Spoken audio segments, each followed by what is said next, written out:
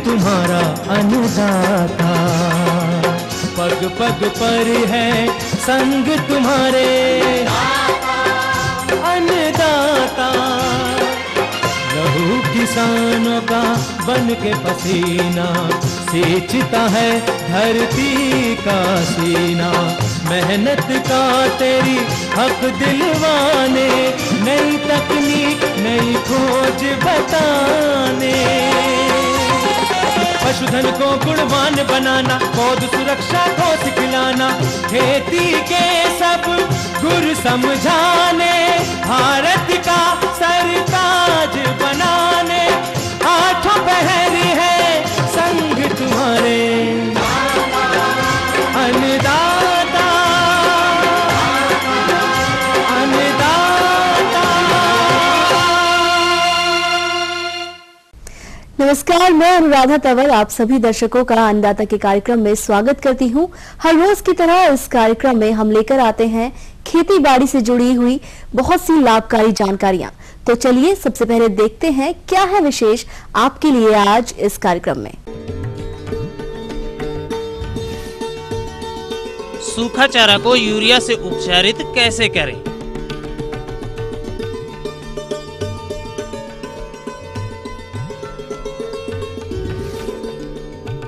Button mushroom की देखरेख पर जानकारी।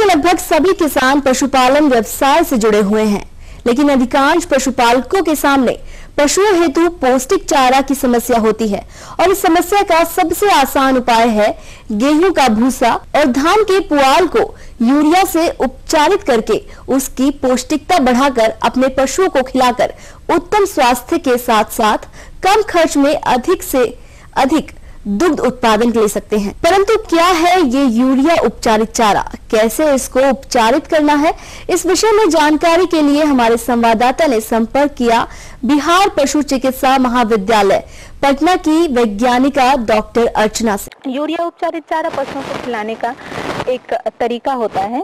इसमें यूरिया का घोल बनाकर चारे के ऊपर छिड़काव किया जाता है। यूरिया का घोल बनाने का तरीका बिल्कुल आसान है। अगर 100 केजी चारा को उपचारित करना है तो उसके लिए 4 किलो यूरिया की आवश्यकता होगी एवं इस यूरिया को 50 लीटर पानी में घोलना होगा।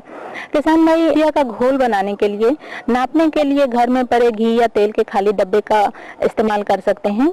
एक बार ये नापने योग्य डब्बे बना लें, फिर बार बार इसी डब्बे का इस्तेमाल करें जब भी जरूरत पड़े यूरिया उपचारित करने के लिए। सबसे पहले क्या करें, एक बड़े बर्तन में जिसमें कि घोल तैयार करना है उसमें 4 केजी यूरिया डालें, फिर उसमें थोड़ा सा पानी डालें। उसके बाद एक लकड़ी की साफ सूखी छड़ी की मदद से उस घोल को मिलाएं।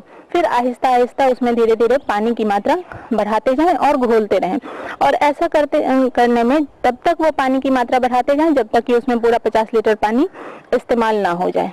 तो इस तरह से यह यूरिया का घोल तैयार हो गया।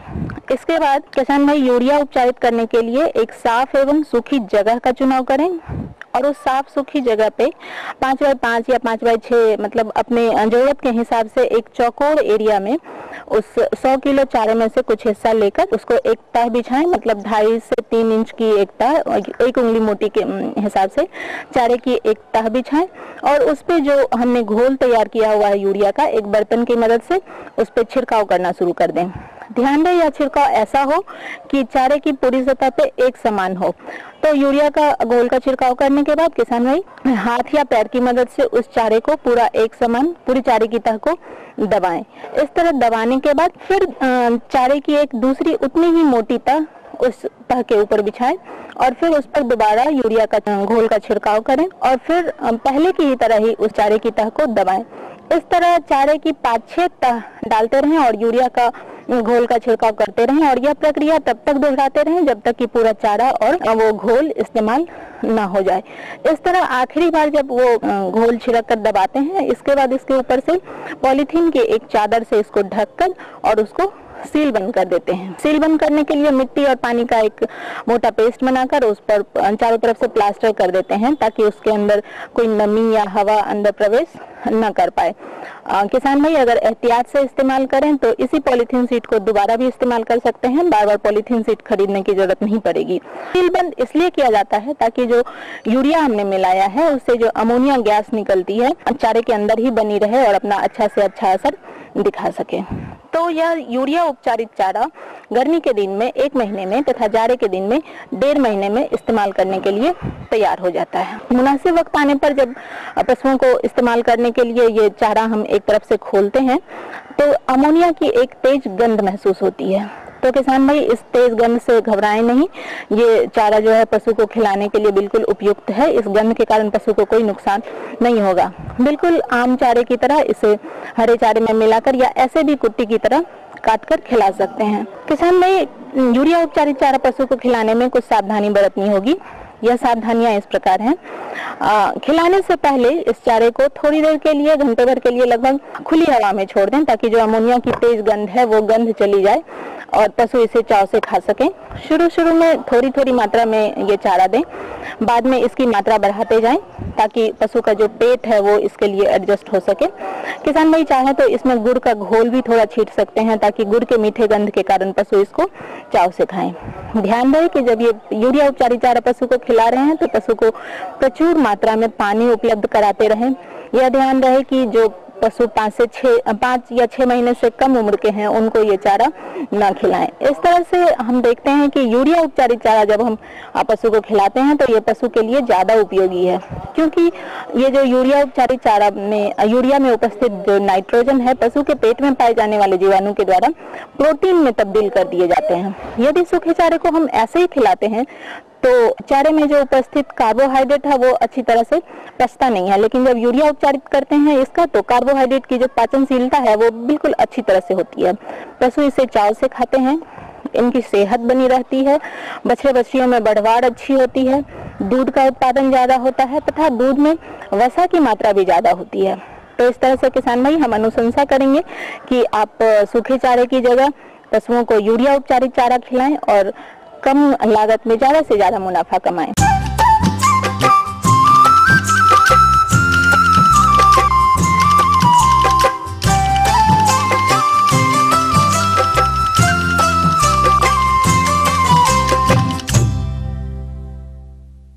बटन मशरूम उत्पादन से जुड़ने वाले किसानों की संख्या बढ़ रही है, लेकिन जलवायु परिस्थितियां विपरीत होने के कारण इसका सफल उत्पादन प्राप्त करने में मशरूम उत्पादक को बहुत समस्याएं एवं जटिलताओं का सामना करना पड़ता है। परिणाम स्वरूप प्रदेश के ज्यादातर किसान मशरूम उत्पादन तो करते हैं, लेकिन तकनीकी जानकारियों के अभाव में एवं प्रबंधन संबंधित लापरवाहियों के कारण वो लाभ नहीं उठा पाते। अतः जरूरी है कि मशरूम उत्पादन कक्ष में सही तकनीकों एवं प्रबंधनों को ठीक प्रकार से अपनाया जाए, जिस पर जानकारी दे रहे हैं एक विषय विशेषज्ञ डॉक्टर बेदरत। तो बटन मशरूम जो आपके यहाँ लगा हुआ है, इस समय आप उसमें क्या अच्छी ऐसा प्रबंधन करें जिससे आपको भरपूर उसका उत्पादन मिले और लाभ मिल सके। देखिए आपके यहाँ जो फसल लगी हुई है, जो मशरूम की फसल होती है, इसके लिए अच्छी बढ़वार के लिए कुछ चीज़ों का ध्यान रखना बहुत ही आवश्यक होता है। पहला तो ये होता है कि जो तापक्रम है, तो मशरूम बटन मशरूम निकलने के लिए तापक्रम जो है ये 14 से 18 डिग्री सेल्सियस का होना चाहिए। जो उसमें अपेक्षित आर्द्रता या फसल कक्ष में जो नमी की होती है ये भी जो है 75 से 80% तक इसको मेंटेन रखने की ज़रूरत है, इसको बनाए रखें। और इसके लिए आप कोशिश ये करें कि जो फसल कक्ष है उसके अंदर आप जो जूट के पुराने बोरे अगर टांगे हुए हैं तो अच्छा है, नहीं टांगे हुए हैं तो टांग दें और उसको अच्छी तरीके से पानी से तर करते रहें। इससे क्या होगा कि तापक्रम जो है जो बहुत डाउन हो गया, बहुत नीचे चला गया है, वो भी थोड़ा सा बढ़ जाएगा और उसको जो नमी की आवश्यकता है मशरूम को वो भी उसमें मिलती रहेगी। जो सिंचाई है, पानी की मात्रा फसल कक्ष में ये ध्यान देना आवश्यक है कि जो हमारी केसिंग सॉइल लगी है, जो बेड है, उस पर नमी पर्याप्त मात्रा में बनी रहे। ज़्यादा भी नहीं होनी चाहिए, क्योंकि अगर ज़्यादा होगी तो जो फफूंद है उसमें सड़न शुरू हो जाएगी। अगर आप उल्टे हाथ को मतलब हथेली ऊपर की तरफ करके केसिंग सॉइल के ऊपर रखें, अगर उसमें अच्छी सी ठंडक आपको महसूस होती है तो ये बात को इंगित करती है कि आपके फसल कक्ष में जो बेड है, जहाँ पर मशरूम निकल रहा है, वहाँ पर उसकी अच्छी पैदावार आ रही है। किसान भाइयों, इसके साथ साथ कुछ एक आध बातें और बताना चाहूँगा कि जैसे जो शुद्ध वायु का जो आवागमन है, संचार है, इसकी भी व्यवस्था उचित होनी चाहिए, क्योंकि अगर ऑक्सीजन के उसके फसल कक्ष के अंदर अच्छी तरीके से नहीं जाएगी तो मशरूम बढ़ करके और लंबे लंबे से हो जाते हैं, उनका तना बहुत लंबा हो जाता है, कैप छोटी हो जाती है और वो विकृत रूप में आ जाते हैं। इसलिए अच्छा होगा कि जो फसल कक्ष है उसको सुबह शाम जो है खोल दें। अगर उसे जालीदार दरवाजा है तो जाली वाला लगा रहने दें, जो दूसरा दरवाजा है उसको खोल दें, जिससे कि उसके अंदर शुद्ध ऑक्सीजन चली जाए और कार्बन डाइऑक्साइड जो उसमें नीचे भरी रहती है वो फसल के बढ़वार में नुकसान करती है, तो वो निकल कर बाहर हो जाएगी। आप देखेंगे कि फसल कक्ष में अगर अच्छी तरीके से उसकी देखभाल नहीं की जा रही है तो उसमें कुछ मक्खियाँ भी आ जाती हैं, जैसे सियारिड फ्लाई है या फोरिड फ्लाई है। तो ये मक्खियाँ क्या करती हैं, जाके जो मशरूम की माइसीलियम है, फफूंद है, उसको खुरच कर खा जाती हैं, जिससे पिनहेड नहीं बनने पाती या मशरूम छोटी अवस्था में ही ख़त्म हो जाता है। तो इससे बचाव के लिए सबसे बढ़िया साधन यह है कि आप जो है कमरे में अगर हो सके तो एक पीला बल्ब जला दें और उस बल्ब के नीचे मिट्टी का तेल थोड़ा सा पानी में डाल करके किसी बर्तन में रख दें, तो ये मक्खियाँ उसकी तरफ आकर्षित हो जाएंगी और खुद ही उस मिट्टी के तेल में गिर के ये समाप्त हो जाएंगी। एक तरीके से तो इसको बचा सकते हैं। इसके अलावा कुछ बीमारियां भी हैं, जैसे हम बोलते हैं उसको ग्रीन मोल्ड बोलते हैं, जो हरी हरी फफूंद से इसके ऊपर लग जाती है, या कभी ब्राउन प्लास्टर मोल्ड आ जाता है। तो जो हरा हरा सा आ जाता है उसको ग्रीन मोल्ड बोलते हैं। ये आपकी फसल कक्ष में फसल के ऊपर अगर जरा से भी कहीं दिखाई देने लगे तो तुरंत इसके लिए आप ये करें कि वहाँ की जो केसिंग सॉइल है उसको थोड़ा सा वहाँ से निकाल दें और निकालने के बाद वहाँ पर ताज़ी जो है दूसरी अच्छी स्टेलाइज की हुई केसिंग सॉइल लगा के उसको भर दें और फसल कक्ष में तुरंत जो है उसमें जीरम 27% की लिक्विड आती है तरल, इसकी जो है लेकर के 2 मिलीलीटर मात्रा प्रति लीटर पानी के हिसाब से घोल कर पूरे फसल कक्ष में छिड़क दें। लेकिन जो बेड है जहाँ पर मशरूम निकलता है वहाँ पर इसकी मात्रा बिल्कुल आधी कर दें। तीसरी बात ये ध्यान देने की बात है कि जब मशरूम की आप तुड़ाई करते हैं तो तुड़ाई करने के बाद कभी कभी उसकी जो केसिंग सॉइल है वो निकल आती है और उसकी वजह से भी उस पर गड्ढे बन जाते हैं। तो जब आप उसमें पानी डालते हैं तो उस गड्ढों में भी पानी भर जाता है और इससे क्या है कि वहाँ पर जो जीवाणु जनित बीमारियाँ हैं, बैक्टीरिया जिसे कहते हैं, इससे लगने वाली बीमारियाँ वहाँ पर पैदा होने लगती हैं।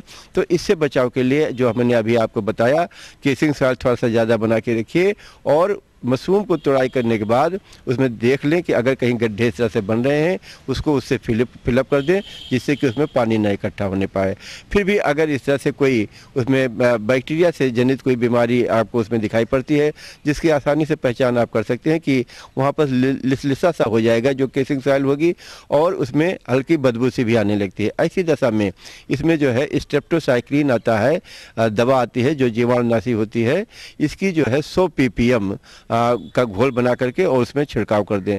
तो इस तरीके से अगर अपनी फसल को, जो विशेष करके बटन मशरूम है, उसकी देख रेख करें तो निश्चित रूप से आपको उससे जो है अधिक उत्पादन मिलेगा। न केवल अधिक उत्पादन मिलेगा बल्कि गुणवत्तायुक्त उत्पादन मिलेगा और आप उससे अधिक लाभ ले सकते हैं। ये थी कुछ उपयोगी जानकारियां। अब लेते हैं एक छोटा सा ब्रेक, जल्द लौटेंगे और कार्यक्रम में आगे है महत्वपूर्ण जानकारियां। बने रहिए हमारे साथ। गेहूं की फसल में रोग नियंत्रण उपाय।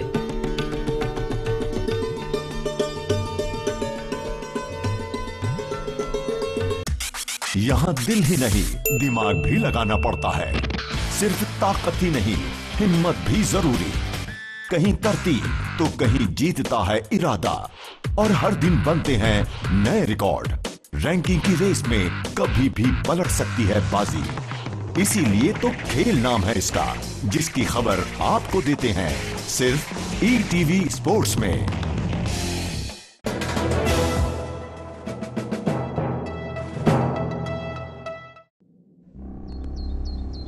ख्वाब, जो बुलंदियों पर पहुंचाते हैं, ख्वाब जो मेहनत करना सिखाते हैं, ख्वाब जो जर्रे को सितारा बनाते हैं। लेकिन अब भी अधूरी है कौम की तस्वीर।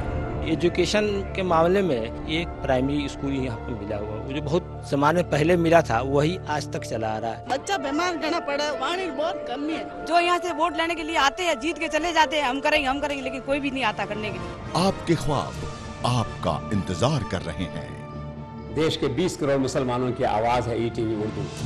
पहल हमारी, इरादे आपके, अधूरे ख्वाबों की पूरी पड़ताल इस समय पर।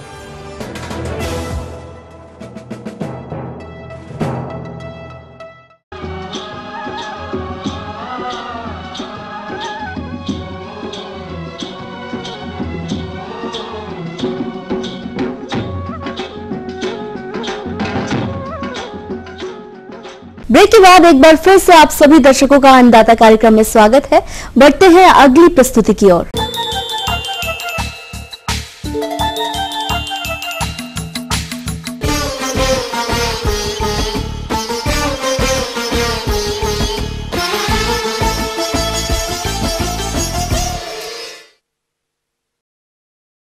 गेहूं की फसल इस समय विभिन्न अवस्थाओं के लिए खेतों में खड़ी होगी और इस गेहूं की फसल में कुछ रोग जैसे गिरुई या रतुआ का प्रकोप होता है, जिसके कारण फसल की बढ़वार में रुकावट तथा फसल की क्षति देखी जाती है। फलस्वरूप फसल को अधिक नुकसान होता है। अतः गेहूं की फसल को इन रोगों से बचाव के लिए नियंत्रण उपायों पर जानकारी दे रहे हैं एक कृषि वैज्ञानिक डॉक्टर धीर सिंह। देखिए, अच्छी पैदावार लेने के लिए हर किसी फसल के लिए कुछ विशेष बिंदुओं पर ध्यान देने की आवश्यकता होती है। इसमें जैसे हम वैरायटी का चुनाव करते हैं, समय पर उसकी बुआई करते हैं, समय पर खाद डालते हैं, अनुमोदित मात्रा में डालते हैं, सिंचाई प्रबंधन करते हैं। वहीं किसी भी फसल में जो बीमारियां होती हैं उनका निराकरण करना भी बहुत आवश्यक है। गेहूँ के केस में भी ऐसा ही है कि गेहूँ की जो फसल है उसमें कुछ बीमारियां लगती हैं, जैसे आपका रस्ट है और आपका कंडवा रोग है। तो इस प्रकार की ये प्रमुख रूप से, वैसे तो इसमें 2 ही बीमारियां हैं, तो इनको नियंत्रित करने के लिए हमको शुरू से इसकी व्यवस्था करनी पड़ती है।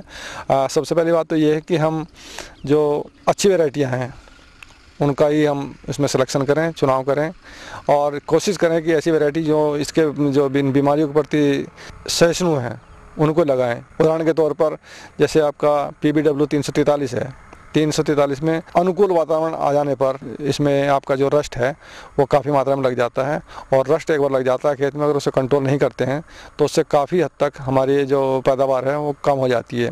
उसका मुख्य कारण ये है कि जो हमारा पत्ती होती है वो पीले और गेरवी और भूरे रंग की हो जाती हैं, तो उससे जो क्लोरोफिल कंटेंट उसका पत्ती का होता है वो धीरे धीरे करके ख़त्म हो जाता है और उससे जो प्रकाश संश्लेषण की क्रिया होती है जिससे हमारा जो बीज बनते हैं, दाने बनते हैं, वो प्रभावित हो जाती है। अब प्रश्न ये है कि इसके लिए हमें क्या करना चाहिए।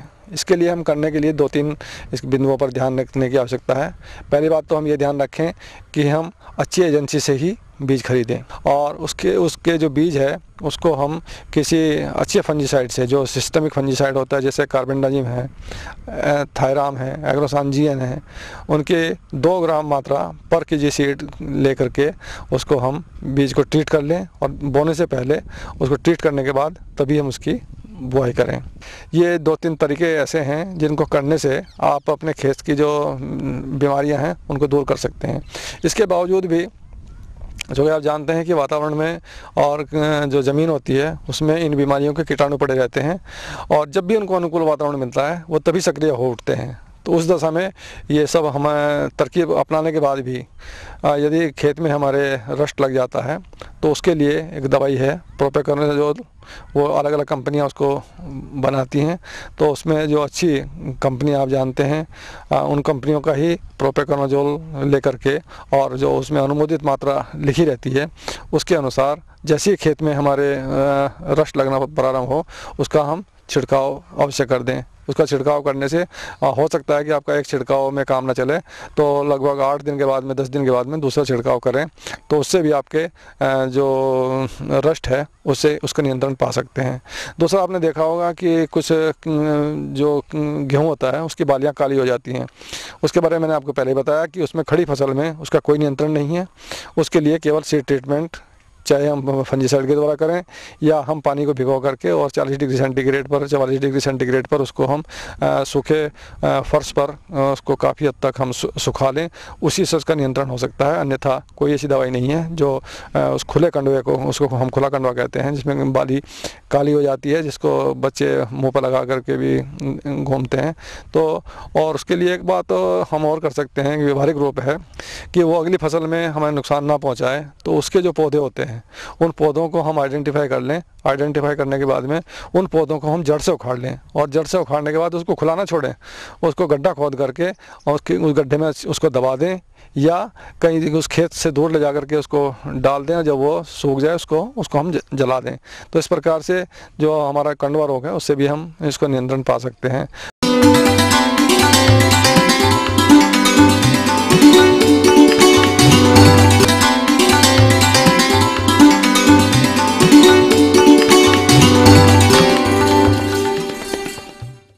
अन्नदाता हेल्पलाइन निशुल्क फोन संपर्क सेवा के माध्यम से आपके द्वारा पूछे गए प्रश्नों में से 1 या 2 महत्वपूर्ण प्रश्नों को हम अपने कार्यक्रम में शामिल करते हैं, और इसी के तहत आज का चयनित प्रश्न और उसका जवाब इस प्रकार है।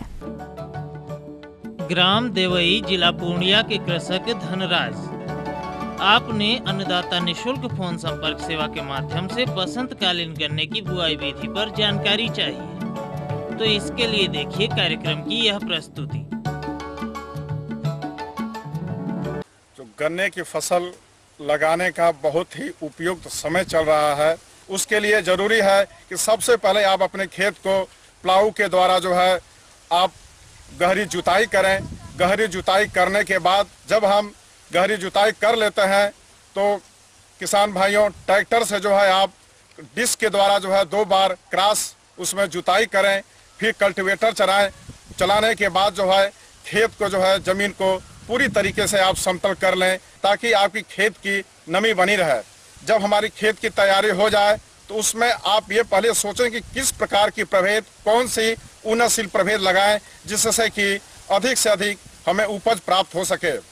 उसमें जब हमारी जो गन्ने की प्रभेदें हैं, जो मुख्य प्रभेद हैं, उसमें आगात प्रभेदों में BO 130, BO 139, COP 9301, COLK 94 मध्य पिछात प्रभेदों में जो मुख्य प्रभेद हैं उसमें BO 91, BO 136, COP 9302 तथा एक नई प्रभेद है उसमें COP 2061 जो है आप लगाएं तो निश्चित रूप से जो है आप अधिक से अधिक उपज प्राप्त कर सकते हैं। जब किसान भाई जब आप गन्ने की खेती करें, खेत में जब खाद उर्वरक डालने की जो बात आती है उस समय भी गन्ने में खाद देने की अनुशंसा जो है 150 किलोग्राम नत्रजन, 85 किलोग्राम स्फुर तथा 60 किलोग्राम पोटास देने की अनुशंसा की जाती है।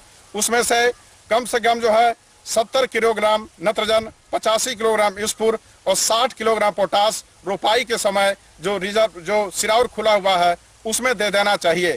शेष बचा हुआ नत्रजन को 2 भागों में बांटकर उसमें 40 किलोग्राम नत्रजन पहली या दूसरी सिंचाई के बाद दें, और अंतिम जो है जो 40 किलोग्राम नत्रजन जो बचता है उसे आप गन्ने पर जब मिट्टी चढ़ाएं मई जून के महीने में तो उस समय देने की अनुशंसा की जाती है।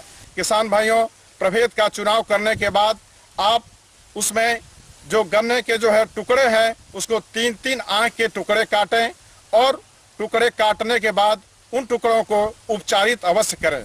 तो गन्ने के टुकड़े काटें, उसके बाद बेबिस्टीन 1% दवा जो है 1 ग्राम दवा 1 लीटर पानी के हिसाब से, यानी अगर 200 ग्राम दवा लेते हैं तो 200 लीटर पानी को ले करके उसको घोल करके उसमें मोनोक्रोटोफास दवा भी 2 ml पर लीटर के हिसाब से मिलाकर गन्ने के टुकड़े को उपचारित करें, तो निश्चित रूप से आगे आने वाली समय में आपके गन्ने का पौधा अच्छा होगा। जो बसंतकालीन गन्ने की रोप की जाती है वह जो है 15 फरवरी से लेकर मार्च के अंत तक बसंत रोप गन्ने की बुआई करना चाहिए। जब आप गन्ने के खेत में जो है गन्ने का टुकड़ा लगाएं तो आप देखें कि किस विधि से लगाएं। गन्ने की विधियां जो लगाने की होती हैं, सिराउर विधि, नाली विधि, ट्रेंच विधि, ये प्रमुख विधियां हैं। जो सिराउर विधि होती है उसमें 90 सेंटीमीटर की दूरी पर रीजर से हम हल्के से जो है ट्रैक्टर चालित से रीजर से हम खोलते हैं लाइन 90 सेंटीमीटर की दूरी पर। उसमें जो 3 आंख के टुकड़े हैं, आंख से आंख सटा करके गन्ने के टुकड़ों को गिराया जाता है। जो हमारी नाली विधि है, ट्रेंच विधि, उसमें भी 3 आंख के टुकड़े को जो है आंख से सटाकर गिराने की अनुशंसा की जाती है। तथा जोड़ी पक्ति विधि में दोनों नाली के सिराउर के दोनों किनारों पर गन्ने के टुकड़े के 3 आंख के टुकड़े को अंत से अंत सटाकर दोनों किनारों पर गिराने के उपरांत उसमें तब हम जो है उसको ढकते हैं। ये विधियां हैं। इन विधियों में सबसे उपयुक्त विधि जो है सिराउर विधि है। जो सामान्य छोटे किसान भी हैं उनके लिए भी यह आसान विधि है। किसान बंधुओं, जब गन्ने की रोप करें तो गन्ने के रोप के उपरांत जो है कम से कम 1-1 महीने के अंतराल पर गन्ने में सिंचाई करें। इस समय में अगर बसंत ईख रोग की खेती करेंगे तो निश्चित रूप से किसान भाई अधिक से अधिक उत्पादन प्राप्त।